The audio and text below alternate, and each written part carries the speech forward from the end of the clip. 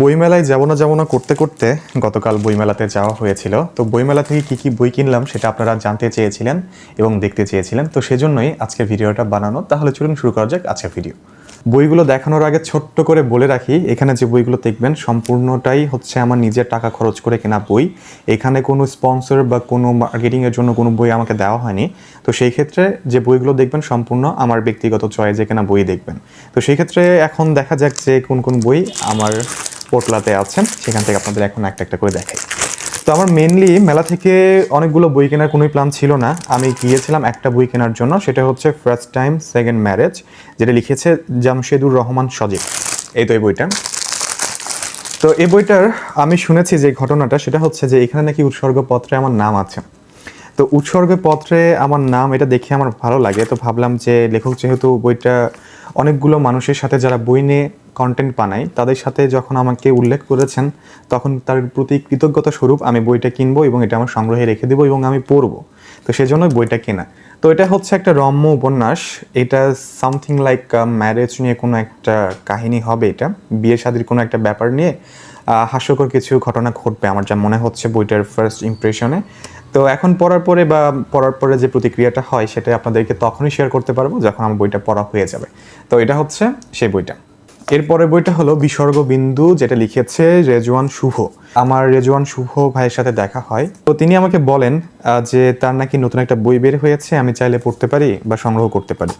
তো তার সামনে আমি বইটা হাতে নেই এবং একটু কিছু পেজ পড়ার চেষ্টা করি এবং পড়তে গিয়ে তার লেখার ধরনটা আমার কাছে বেশ ভালো লাগে এবং তারপরে আমি তার বইটা কিনে ফেলি। তো এটা এসেছে বিবলিও ফাইল থেকে।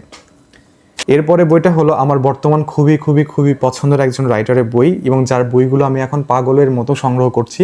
তিনি হলেন ইমতিয়াজ শামীম এবং আমার হাতে থাকা বইটা হলো অন্ধ মেয়েটির জ্যোৎস্না দেখার পর। এই তো এই বইটা। তো এই বইটা আমি পেয়েছি মাওলা ব্রাদার্সের স্টলে। তার আগে নাকি এই বইটা অনেক দিন ধরেই প্রিন্ট আউট ছিল। রিসেন্টলি মাওলা ব্রাদার্স এই বইটা প্রিন্ট করছে এবং এটা সেল করছে।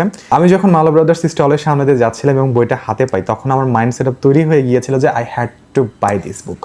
তো অবশেষে বইটা কিনে ফেলেছি, খুবই হ্যাপি মুডে আছে এখন। আর ইমতিয়াজ শামীমের লেখার ব্যাপারে যদি কোনো কথা বলি, সেই ক্ষেত্রে আমি তার যতগুলো বই পড়েছি এ পর্যন্ত বা পড়ছি, সবগুলো বই আমার খুবই ভালো লাগছে এবং খুবই ফিল গুড টাইপের একটা ফিলিংস দিচ্ছে আমাকে। এবং আমি অনেক যারা বই নিয়ে পর্যালোচনা করে তাদের কাছে থেকে আমি শুনেছিলাম যে ইমতিয়াজ শামীম হলেন এমন একজন রাইটার যার লেখা বই পড়ার জন্য আপনাকে কোনো রিভিউয়ের অপেক্ষা করতে হবে না, আপনি যে কোনো বই হাতে নিয়ে পড়তে পারেন।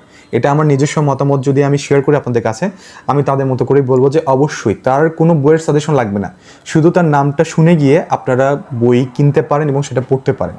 তাহলে এই ছিল বইগুলো যেগুলো মেলা থেকে কিনেছি। তো মেলা থেকে বের হওয়ার সময় আমার মুসা ভাইয়ের সাথে দেখা হয়, আপনাদের সবার প্রিয় বুকিশ কন্টেন্ট ক্রিয়েটর, আপনারা আমার সবারই প্রিয় মুসার বইযাত্রা থেকে মুসা ভাইয়ের সাথে। তো মুসা ভাই তখন আমাকে বলে যে তার নাকি একটা লেখা বের হয়েছে।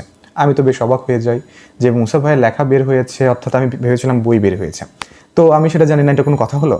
তো তারপরে ভাই বললেন যে তার লেখা নাকি একটা পত্রিকা থেকে বের হয়েছে, যে পত্রিকাটার নাম হলো 3.5 দিনের পত্রিকা। এটা মেলার সবচেয়ে ইউনিক একটা পত্রিকা। এই পত্রিকা সম্পর্কে আমি এই মুহূর্তে তেমন কিছু জানি না, অর্থাৎ বিশেষ কিছু জানি না। ওয়েট, আপনাদেরকে তো এখন একটা মজার জিনিস দেখানো হয়নি। আমি মেলা থেকে দুটা কমিক্স সংগ্রহ করেছিলাম ঢাকা কমিক্স থেকে। ঢাকা কমিক্সের আমি সংগ্রহ করেছিলাম পিশাচ কাহিনী সিরিজটা। এই তো এই দুটো মিলে একটা সিরিজ। তো আমি এটা শেষ করেছি। ভীষণ দুর্দান্ত একটা কমিক্স বলা যেতে পারে, আমার ভীষণ ভালো লেগেছে। এখন এটা শেষ করে আমি এটা পড়বো, দেখা যাক যে এটা কেমন লাগে। তো সেই ক্ষেত্রে এই দুটাও হ্যাপি মোমেন্টে আমি রেখে দিচ্ছি। তো মেলা থেকে বের হওয়ার পরে আমি চলে গিয়েছিলাম নীলক্ষেতে। নীলক্ষেত থেকে আমার কেনা হয়েছে 3টা বই, সেই 3টা বই এখন এক এক করে আপনাদেরকে দেখাই। তো নীলক্ষেত থেকে প্রথমে যে বইটা কিনেছিলাম সেটা হলো সমরেশ মজুমদারের লেখা আট কুঠুরি নয় দরজা। এটা আপনাদের পরিচিত একটা বই। এরপরে রয়েছে একটা পুরনো বই আর রহিকুল মাকতুম। এটা হলো সিরা, এটা হলো হযরত মুহাম্মদ সাল্লাল্লাহু আলাইহি সাল্লামের জীবনী। খুবই পপুলার একটা বই, বাংলাদেশের অনেক জনপ্রিয় একটা সিরা বলা যেতে পারে এটাকে। এবং অনেকেই আমাকে এই বইটা পড়ার জন্য রেকমেন্ড করেছিলেন। তো বেশ কম দামে অনেক সুন্দর একটা বই পেয়ে গিয়েছি, তো সেই ক্ষেত্রে অনেক ভালো লাগছে বইটা সংগ্রহ করার পর। এরপর একটা বই আছে, বইটা এখনো প্যাকেটে মোড়ানো, আমি প্যাকেটটা খুলবো না। সে বইটা হলো বৃষ্টি বিলাস, হুমায়ুন আহমেদের লেখা। এটা আমি আমার এক বন্ধুকে উপহার দেব, সেজন্য আমি প্যাকেটটা খুলিনি এবং আপনাদেরকে দেখাতে পারছি না। যাই হোক, এই ছিল আমার মেলা থেকে কেনা বই এর বাইরেও আমি একটা বই অর্ডার করে রেখেছি, যখন সেটা আসবে সেটা আপনাদেরকে দেখাবো। তার আগে বলবো না যে সেটা কোন বই। তো আজকের ভিডিওটা এই পর্যন্তই। মেলার অভিজ্ঞতা আমি অলরেডি আমার টাইমলাইনে একটা পোস্টে শেয়ার করেছিলাম, আপনারা সেখান থেকে দেখে নিতে পারেন। আমি আর নতুন করে কিছু বললাম না, কারণ এখানে ভিডিওটা অলরেডি অনেক বড় হয়ে গিয়েছে।